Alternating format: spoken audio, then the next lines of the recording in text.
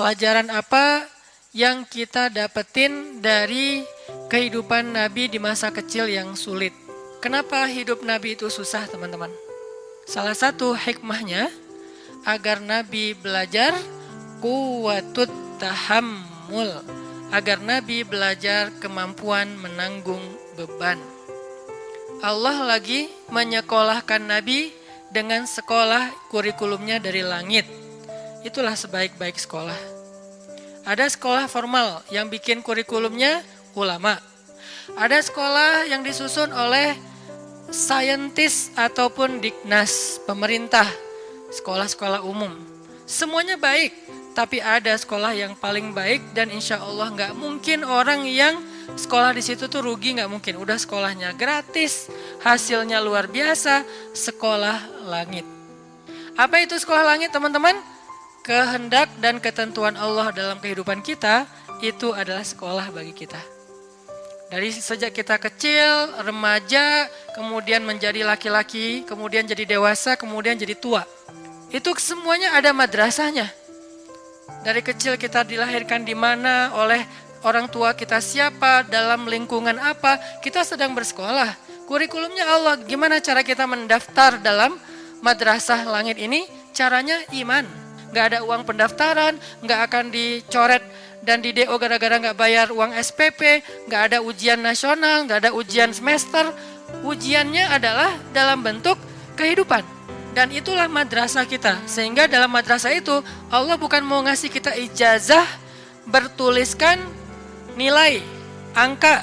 Tapi Allah mau ngasih kita ijazah dalam bentuk sifat, dalam bentuk kematangan diri, dalam bentuk pemikiran yang dahsyat, yang jenius, yang brilian, yang lurus, yang kritis. Itu hasilnya.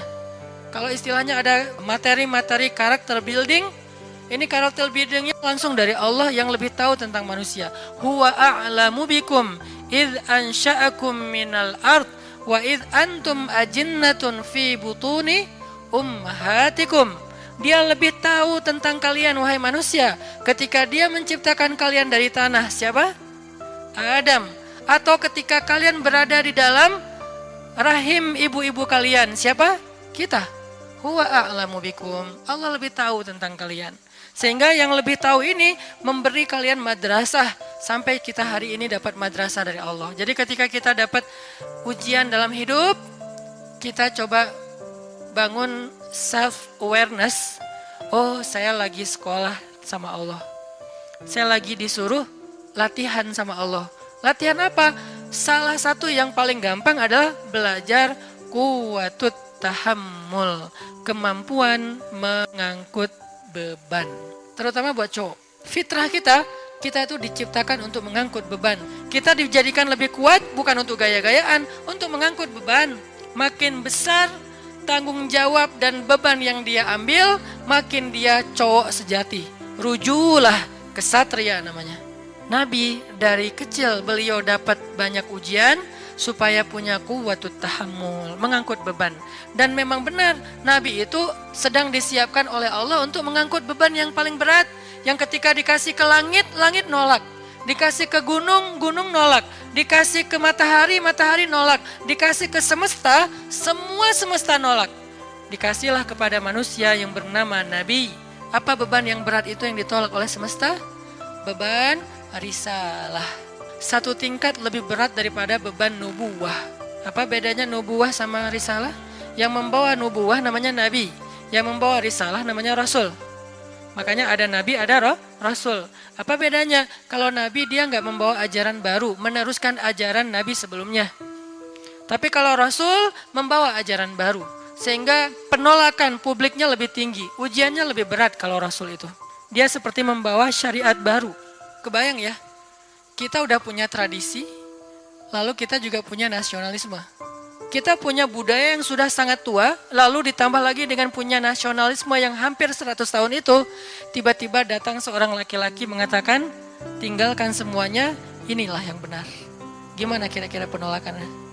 Wah, habis tuh laki-laki. Banyak cerita mereka yang dibunuh. Makanya Bani Israel yaqtulunal anbiya bighairi haq, membunuh para nabi tanpa alasan yang dibolehkan. Kenapa? Menolak ajarannya.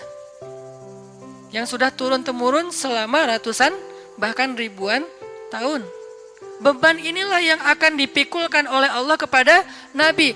Kenapa risalah itu berat? Risalah itu secara bahasa teman-teman artinya ajaran atau misi. Seorang yang membawa risalah, surat, itu namanya Rasul. Rasul ini bisa bermakna Rasul dari langit, berarti Rasulnya Allah, namanya Rasulullah. Bisa juga Rasulnya bumi, Rasul para raja, utusan para raja yang diutus ke raja yang lain, membawa surat dari raja ini, bisa surat rahasia, bisa surat tentang perang, bisa surat tentang damai segala macam. Resikonya gede nggak tuh jadi utusan? Gede banget resiko jadi utusan. Ini utusan Allah, bukan kepada satu orang, kepada lil alamin, lin nasi kafatan ajmain, kepada banyak manusia. Ini beban yang berat. Malaikat aja nggak sanggup memikul beban risalah. Pohon, laut, dan segala macam makhluk-makhluk Allah, semuanya hands up, nggak mau. Ya Allah saya nggak kuat. Kami kasih ke langit, langit nggak berani. Kami kasih ke bumi dan gunung, gunung-gunung yang gagah, yang kuat itu nggak berani. Kami kasih kepada manusia, mereka mengambilnya. Siapa manusia di sini? Para anbiya. Jadi beban risalah itu berat sekali. Tentang bagaimana caranya yukhrijun nas minaz zulumati ilan nur. Misinya adalah mengeluarkan manusia, bukan cuma satu suku, manusia dari kegelapan kepada cahaya. Dan yang paling berat risalahnya, risalah Rasulullah SAW, karena dakwah beliau bukan kepada satu bangsa, tetapi kepada manusia semuanya, bukan satu zaman, tapi sampai hari kiamat. Itu kenapa Nabi Muhammad itu dari kecil itu susah hidupnya, karena mau menanggung sebuah beban berat, namanya beban risalah. Lalu kepada siapa risalah atau beban ini Nabi wariskan? Karena kan berlaku terus sampai akhir zaman ya. Nggak terputus dengan Nabi wafat. Terus estafet. Kepada siapa Nabi mewariskan tongkat atau beban risalah ini? Al-ulama warasatul anbiya. Para ulama adalah pewarisnya para nabi. Para nabi tidak mewariskan harta dinar dan dirham. Para nabi mewariskan ilmu atau mewariskan agama. Jadi tugas beban yang paling berat ini untuk menanggung beban umat bukan hanya ngajarin. Kalau ngajarin bebannya oke lah ada beban sedikit tapi nggak berat-berat amat jadi pengajar. Yang berat itu adalah risalah menanggung beban umat. Yang lapar harus dikasih makan, yang sakit harus dibantu berobat, yang miskin harus disantuni, anak yatim harus diberikan haknya, janda-janda yang gak punya siapapun yang menafkahinya harus ada program untuk mereka. Banyak, pokoknya semua beban umat dari mulai yang lapar paling kecil sampai korban perang.